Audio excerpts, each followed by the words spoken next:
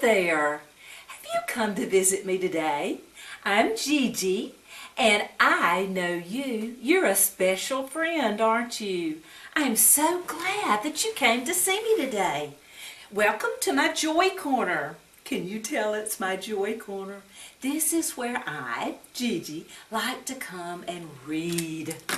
My favorite book of all is the Bible, and the Bible is just filled with verse after verse that tells us all about the joy found in Jesus. Speaking of joy, do you see it in my Joy Corner? J-O-Y. That spells joy, doesn't it, boys and girls? And I hope that you will find joy in your heart as you join Gigi in my Joy Corner. I would like for you to learn a Bible verse today with me, and hopefully we'll be able to say it every time we're together on our little Gigi Joy Corner sessions. My favorite verse is found in Philippians 4:4. Can you say Philippians? That's kind of a long word, isn't it? Philippians 4:4 says, "Rejoice in the Lord always." And again I say, rejoice. A good friend gave me this beautiful picture because she knew that that was my favorite Bible verse. And I hope that you'll learn it and you'll be able to live it out in your life. Let's say it again together. Rejoice in the Lord always. And again I say, rejoice. Philippians 4:4. Oh, boys and girls, thank you so much for joining me today. Would you like a story? Oh, I hope so, because I found one especially for you.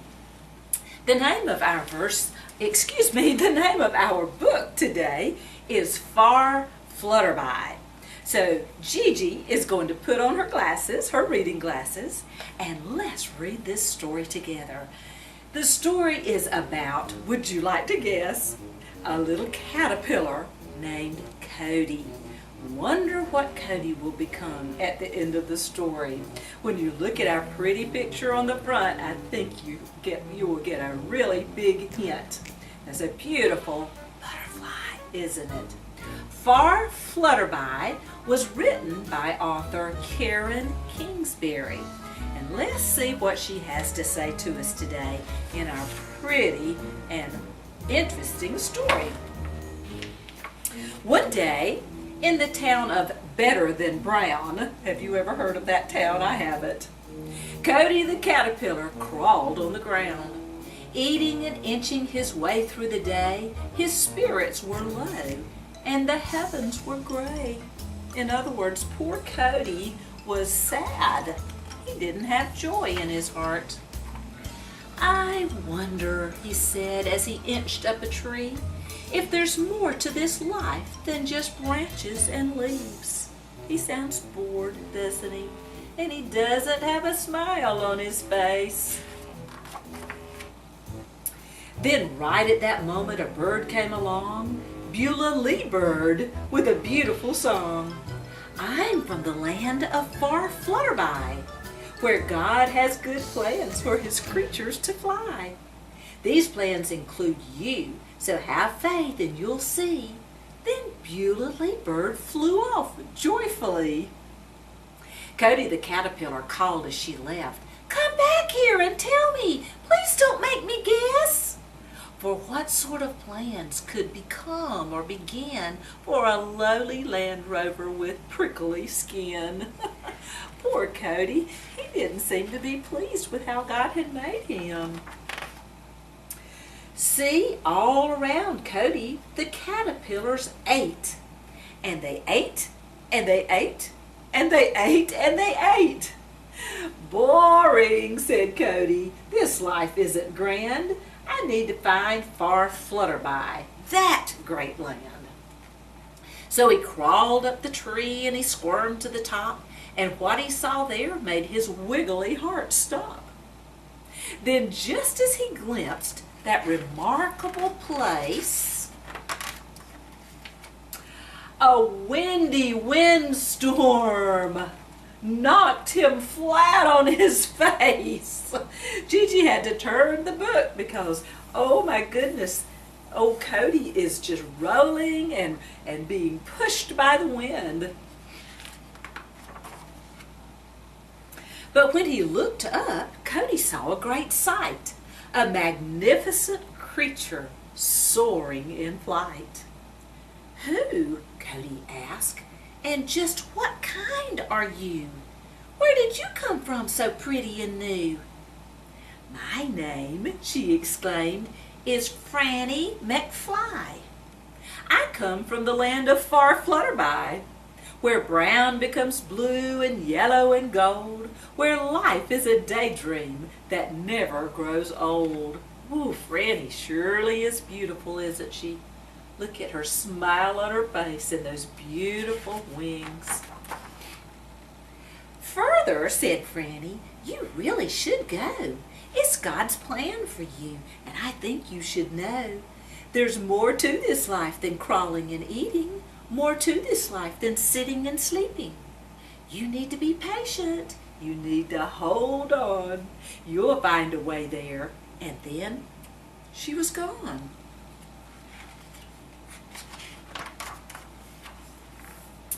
Eager to travel to Far Flutterby, Cody needed some wings. He needed to fly. So he strapped on some leaves and he jumped all around, but his flight sent him spiraling back down to the ground. Cody was trying to do it his way instead of waiting on God's way, wasn't he? Let me tell you a little secret. Sometimes us grown-ups do that too. There in a heap, he thought life can be tricky, upside down, sideways, and pokey and prickly. Still he held on to hope because that's what he'd heard from Franny McFly and Beulah Lee Bird. "Okay," Cody said, "if there really are plans for me to find more than I have in this land, when will it happen? And how will I know? 'Cause here I'm still boring, still wrinkly, and still slow." He was being impatient, wasn't he? None of us really likes to wait, but sometimes we have to wait on God's plan. But the very next day, Cody had a strange feeling. It made him feel dizzy and wobbly and reeling, spinning and spinning by sun by moon, until he was wrapped in a sticky cocoon. Had you guessed that? That's what caterpillars do, don't they? They spin cocoons. That's all according to God's plan. He hung upside down in the shade of a leaf, and that's where he stayed for nearly 3 weeks. All hope was lost. He was downer than down, stuck there forever in better than brown. He was about to be discouraged. He thought it was all over. But until one sunny day, he awoke with a start, and something shot straight through his wiggly heart. "I can't give up hope. I have to believe," Cody shouted and shook from his head to his knees. Then he wriggled and squiggled and jiggled about, juggling and bungling for any way out. He was so very stuck, he was sweaty and sore, for nothing had ever been this hard before. But that's when poor Cody remembered the words of Franny McFly and Beulah Lee Bird. God's plans are good, so have faith and you'll see. Then he struggled and struggled and finally broke free.